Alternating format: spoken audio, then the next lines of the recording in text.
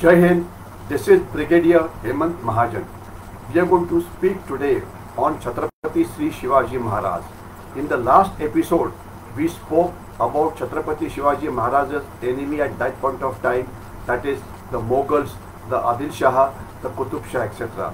We also spoke about their army, we also spoke about their cavalry, their forts, their elephants, etc. We also spoke about their way of war fighting. Today, what we will talk about will be about Shivaji Maharaj's army and how it fought, what kind of weapons it had. Now, if you look at the what I will talk today will be the organization of Chhatrapati Shivaji Maharaj's cavalry, his infantry, his artillery, Maratha weapons which they used, how did the army grow over a period of time, how were the forts used for defenses. We will talk about all these things in a brief manner. When we look at the brief history of Marathas, we find that Marathas were a subsector of the Hindu community, stout fighters of Chalukya king in the 7th century, the Maratha dynasties, ancient pre-Muslim period where Chalukyas, Rashtrakutas, Yadavas, Jadhavs. Marathas first clash with the Muslims came in 13th century under Ramdev Rai at Daulatabad. This was lost to the invaders and then they became the mercenaries for Muslim overlords. Prior to Shivaji Maharaj, the Marathas were mercenaries and revenue collectors for the Muslim rulers with shifting loyalty. Shivaji Maharaj, under the influence of his mother from the Yadava clan, became the first Hindu king to openly revolt and defy the Muslim rule. Shivaji Maharaj defied Adilshah rulers of Bijapur, Mughals under Auranzeb by capturing number of their forts using stealth and guerrilla tactics. After a large number of skirmishes, guerrilla warfare, victories, treaties, escapes, Shivaji Maharaj was crowned the king of Marathas on 6 June 1674. And tomorrow we have the 350th anniversary or the coronation ceremony of Shivaji Maharaj. Now let us talk about how his army was organized. His army had Havaldars. Under 5 Havaldars came Jumledars. Under Jumledars came Hazaris. Over Hazaris there were Panch Hazaris. Over Panch Hazaris there were Sarnobat. I repeat again, Sarnobat, Panch Hazaris, then Hazaris, then Jumledars, then Havaldars, and about 25 horses were commanded by one Havaldar. In addition to that, infantry was similarly organized. 10 soldiers were commanded by Naiks, 5 Naiks under a Havaldar, and similar organization as the cavalry thereafter. Shivaji Maharaj's army was well organized. The planning was done minutely. They could form any battle formation. They were very flexible. Their plans were executed audaciously. The units were permanent and a very good quality of teamwork. And as the warfare was of extreme mobility, they did not use too much of artillery because artillery dragged down on your speed. The Marathas did not produce artillery, and the principal source of artillery remained the European settlements, especially the French. It was French who had supplied Shivaji Maharaj with 88 guns and 300 months of ammunition. Even the Britishers have also supposed to have supplied him with some guns. But the artillery was mostly used inside the forts, and the weapons which his army used was made locally, but there were reports of some highly skillful blacksmiths who were used to manufacture high quality weapons. I will talk about some of his weapons. His weapons were light. Some of the weapons that he used were the variants of swords like the talwar, the firingi, the khadas, the pattas. There were various kinds of daggers like the katars, the samsher, the jamdias. There were various kinds of bhalas like the spear. Then there were dhanushyaban. Then there were battle axes. Then there were parshus, that is a variant of axe. There were gadas, gurs, mace, and very unique weapons like the Vagnath, which is also called as the tiger claws. The weapons were modified to suit the Maratha style of martial art, and these weapons were the designs initially had been borrowed the Rajputs, the Mughals, the Persians, Afghans and Europeans, but they were modified to suit the Maratha style of martial art. Lower Khana was used to manufacture weapons, and it was established in Pune under a person called Bhima Lohar, whose outstanding manufacturing skills were recognized by Shivaji Maharaj. His personal bodyguards used traditional weapons like the Danpatta, etc. Remember his personal bodyguard Jiva Mahala, when suddenly attacked by Sayyid Banda, Afzal Khan's bodyguard, he severed Sayyid Banda's hand by his Danpatta. Baji Prabhu Deshpande, who fought bravely at the Pawan Khand, also used his Danpatta very effectively by stopping Siddhi Johar at Pawan Khand. The Marathas also used weapons like the muskets, the matchlocks, the Firangi swords, the clubs, the bows, the spears, the daggers, etc. Many commonly used weapons were the Danpattas, Vitas, Bohati, Talwar, Bhala, Jambia, etc. Body armor was also used once in a while. The cavalry used the bows and arrows, and matchlock was a very preferred preferred firearm, and the gunpowder was ignited by using a piece of rope. As far as the intelligence was concerned, Shivaji Maharaj's intelligence was of a world class. Bahirji Naik or Bahirji Jadhav was the person who looked after his intelligence, and his intelligence gave him the exact information about when were the Mughals coming from, what was the strength, what was the kind of weapons that they used, when would they arrive at our place, etc. So all these actions were based on actionable intelligence. He knew their intentions of Mughals, their movements and battle plan. Now when the growth of Shivaji's army started off with 4,000 soldiers and kept on increasing. During the middle of the tenure, he had 45,000 cavalry and about 60,000 infantry.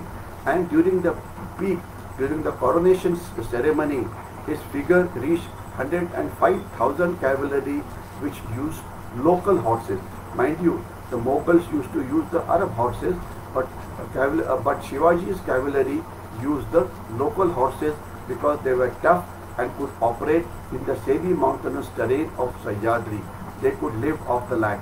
Unlike the cavalry of Mughals, who required 5 to 6 kg of ration every day, the cavalry of Shivaji Maharaj rode what is called as the Bhimtadi horse, which was developed by crossing the Arabians and the local horses breed. He had established many depots, many workshops called Karkhanas and Mahals to store his ammunition, taking care of his elephants, camels, horses. There were depots for artillery ammunition, there were depots for storing tents, medicines, etc. If you go to the ports like Purandar or Vishagarh, etc., you will find all these stores. Even on Raigad, you find them. His infantry was very swift and capable of carrying out fast-speed attacks in the mountainous area. His soldiers were initially part-time soldiers who were farmers during the cropping season and took to the soldiering during the campaigning season. This reduced the cost of standing army tremendously. The Maratha soldiers were very hardy and were used to living off the land. In fact, there was no maintenance line as far as the Marathas were concerned, unlike Mughals who required a very heavy administration. In Marathas, there was no administrative element at all. So therefore, his army could move very, very fast. The soldiers were paid directly by him, and he used a revolutionary method not found anywhere. His many ministers, including Sar Naubat, who was the commander-in-chief. His well-known Sar Naubats include Netaji Palkar, Prataprao Gujar, and the last one was Hambir Rao Mohite. Shivaji Maharaj's administration of army was very, very efficient.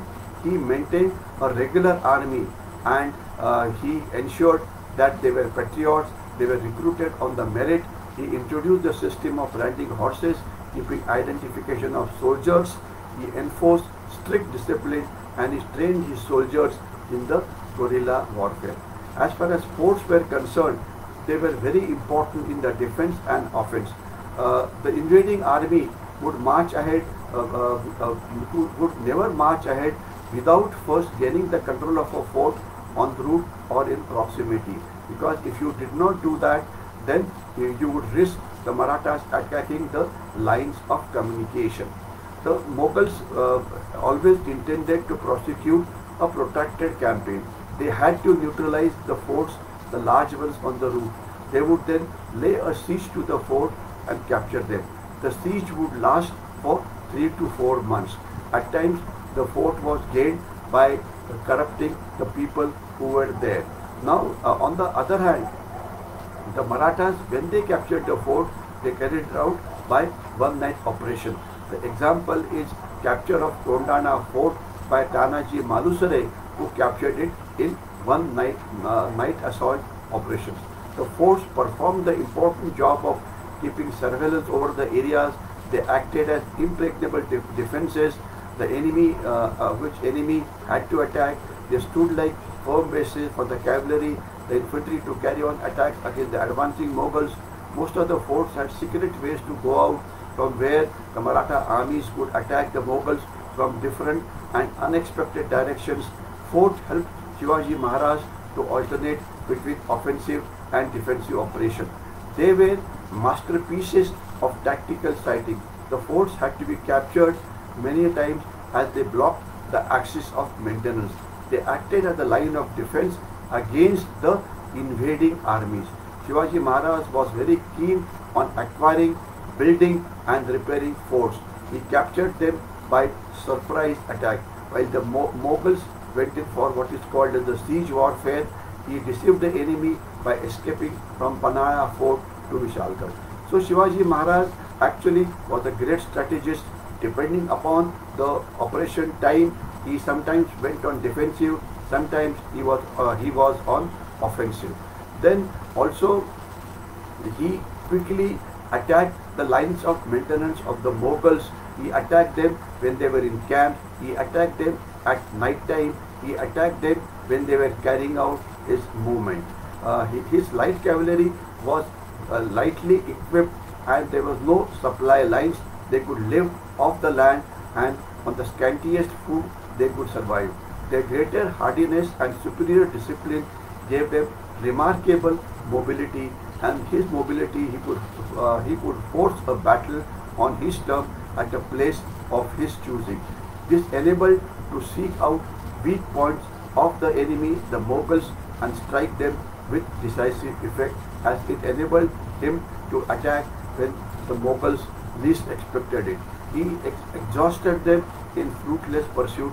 His cavalry raids deep inside the enemy territory conclusively proved that the Mughal army was helpless and defenseless against his attacking forces. Now, as far as Shivaji Maharaj is concerned, he was a world-class military leader. His leadership has been compared by the Europeans with the great war leaders.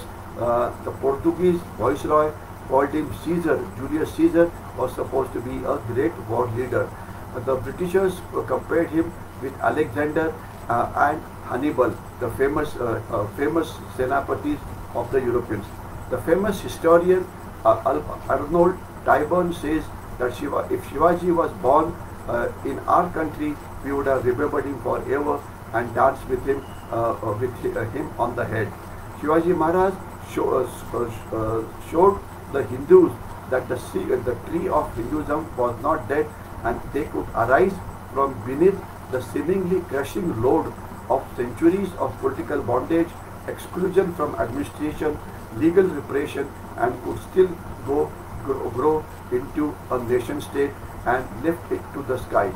So Shivaji Maharaj's greatest quality was that he proved it to the Hindus, he proved it to the Marathas that they could lead the nation, they could control the nation, and there was no need for them to serve as mercenaries. In the next part of my presentation, I will talk about the various campaigns which Shivaji Maharaj led. We will draw lessons from him. We will talk about his way of fighting called Garimi Kawa, etc. Thank you. Jai Hind.